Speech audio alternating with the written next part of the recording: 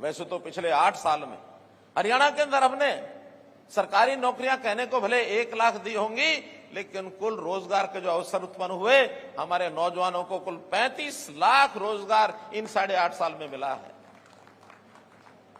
ये जो जिस प्रकार का भ्रामक प्रचार एम्प्लॉयमेंट को लेकर के हमारे कांग्रेस के मित्र करते हैं, एक मैगजीन को इन्होंने थोड़ा इशारा कर रखा कि भाई इतने % दिखा दो, इतने दिखा दो, और हरियाणा में 35%, 40% यहां तक बेरोजगारी दिखाते हैं।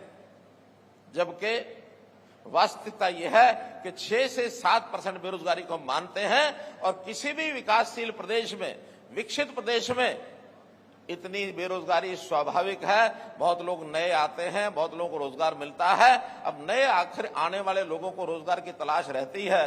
कुछ लोग एक रोजगार अपना छोड़ करके दूसरे रोजगार में जाते हैं, तो ये जो बीच का जो एक जिसको कहना चाहिए बीच का एक फेज होता है, इस समय में इस बेरोजगारी को हम बेरोजगारी नहीं कहते हैं, हम इसको आगे बढ़ा रहे हैं।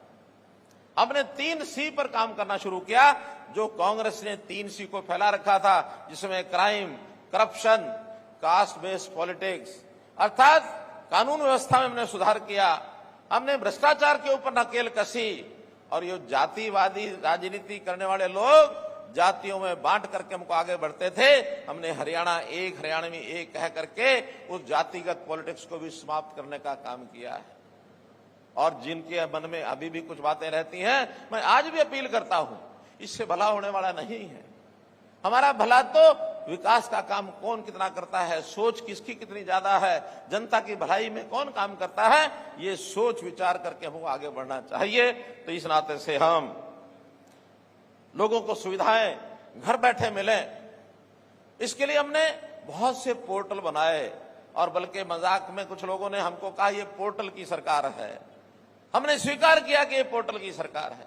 अगर हमारी ये 100 से ज्यादा ऐप और पोर्टल नहीं बनते, तो हम घर बैठे बेटियों की शादी में जो 71,000 रुपये देने की बात कही वो पहुंचा नहीं सकते थे।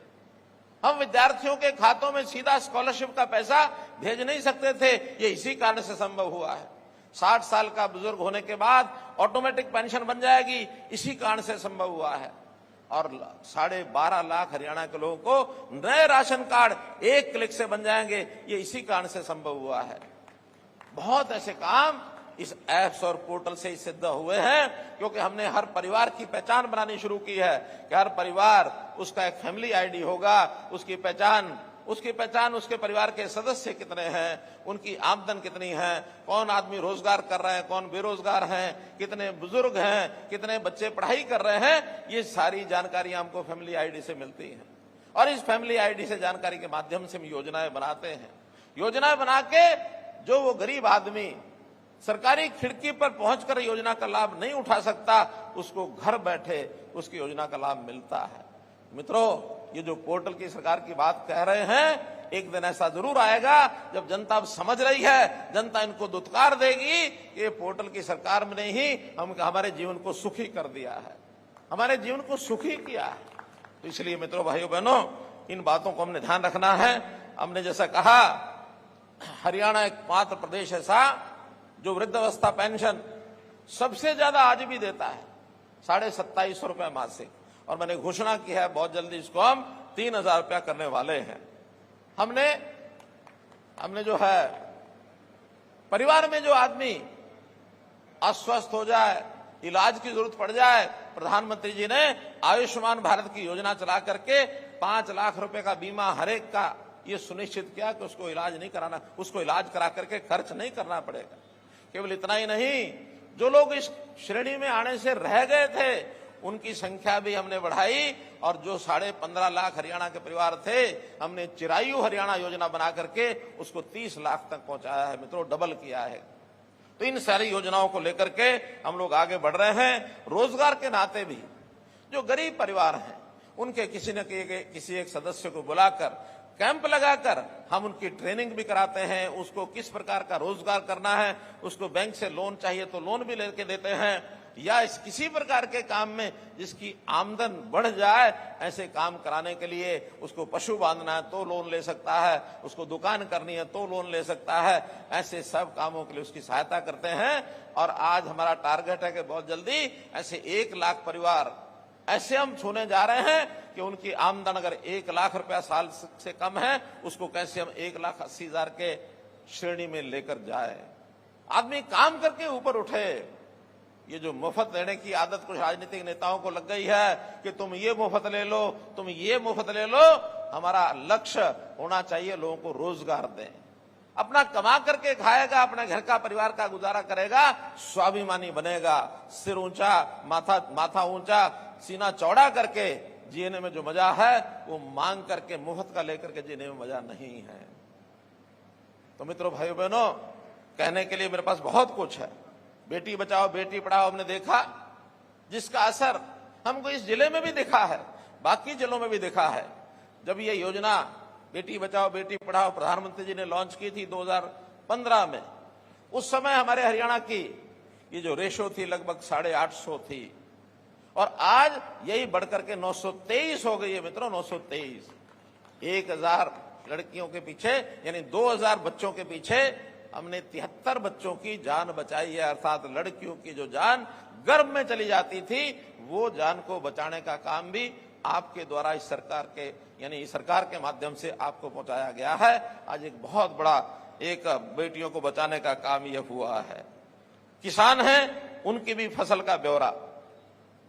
अभी तक तो हम ये करते थे, उनको कहते थे, तो जो बाजार में बिकती थी फसल उसका रजिस्ट्रेशन करवाते थे ताकि मंडी में उसकी बिक्री ठीक हो जाए, कल को कोई खराबा हो तो उसका मुआवजा उसको ठीक मिल जाए। लेकिन इसमें कुछ गड़बड़े हमको ध्यान में आई। कुछ खाली जमीनें रहती थी या जहां रजिस्ट्रेशन नहीं होता था वहां भी बहुत लोग इसका लाभ उठा करके कुछ ना कुछ उसमें से गड़बड़ करते थे।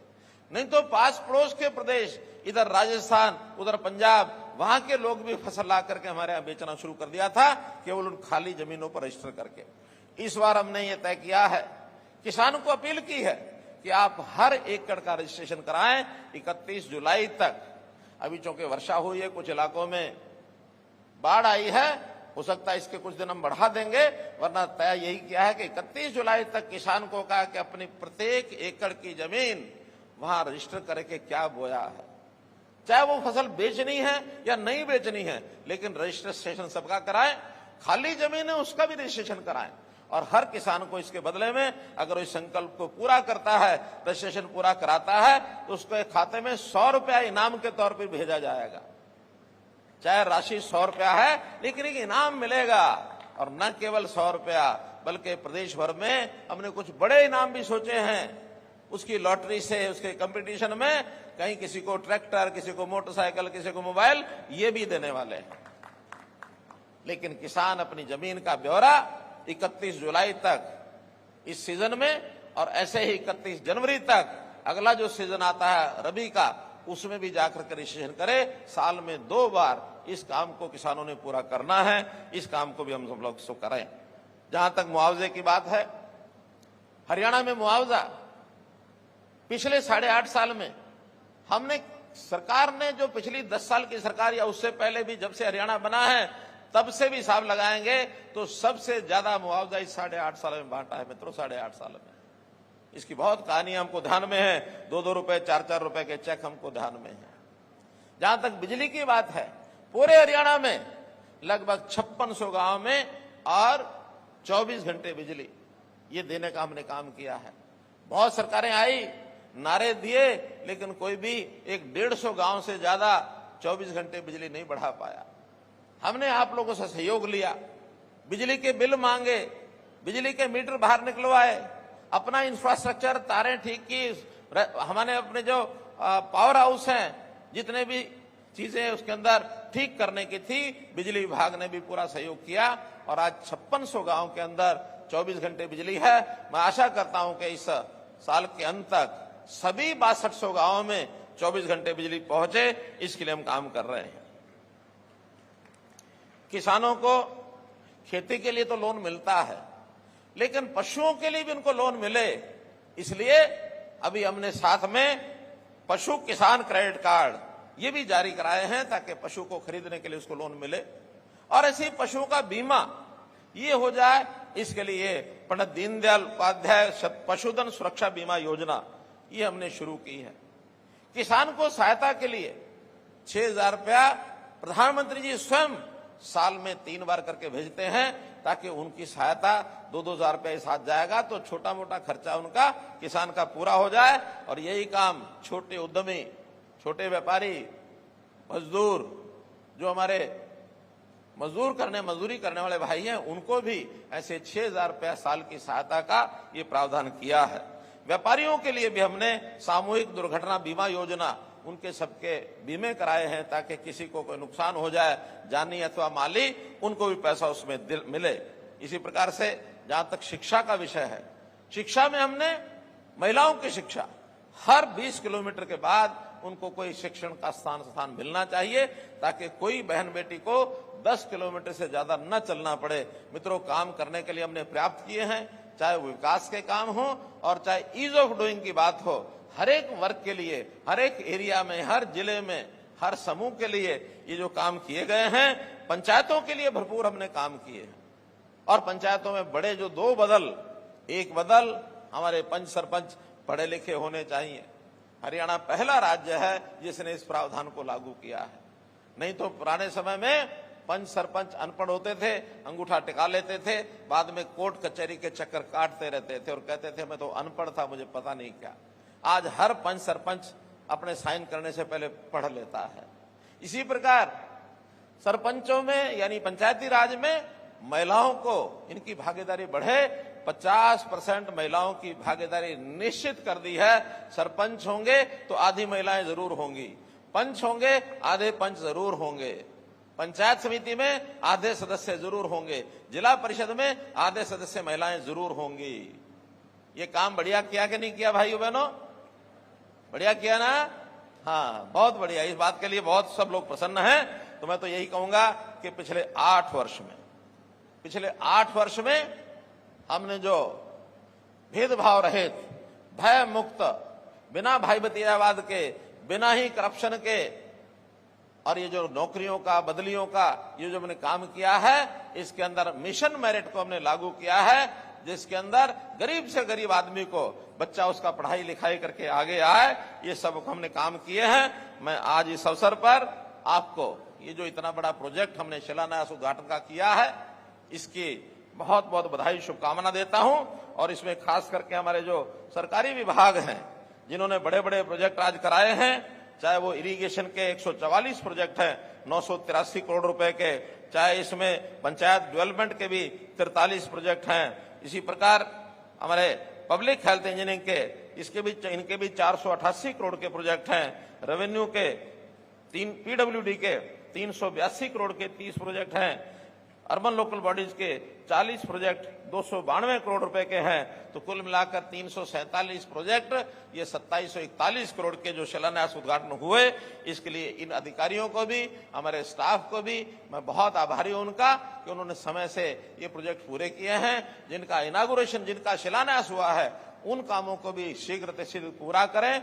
और जो इसके बाद जितनी डिमांड्स हमारे पास आती हैं, जन संवाद पोर्टल में डाल करके हम विभागों को पहुंचाते हैं, उनको भी एक एक करके सब इसमें उसके ध्यान से उसका काम आगे बढ़ाएं, उसकी फिजिबिलिटी चेक कराएं, एस्टीमेट बनाएं। पैसे की कोई कमी नहीं आने देंगे। पैसा हरियाणा में पर्याप्त है। मित्रों, भाइयों बहनों, आपकी कृपा से जब ये भ्रष्टाचार बंद हुआ है, कम से कम 30-40% काम तो इसी में ज्यादा होने लग गए हैं। आजकल हमारे टेंडर जो पुराने लोग काम करते थे, वो उसको देख करके टेंडर भरते हैं, 28%, 30% कम राशि पर वो प्रोजेक्ट पूरे होते हैं। तो मित्रों, हमारा आपका साथ अगर बना रहे, सबका साथ सबका विकास, सबका विश्वास, सबका प्रयास अगर हम करते रहेंगे, तो ये पूरा प्रदेश हमारा देश भर में सभी प्रांतों में कई चीजों में अग्रणी है, दुनिया में भी इसका नाम बने। यही बातचीत करते हुए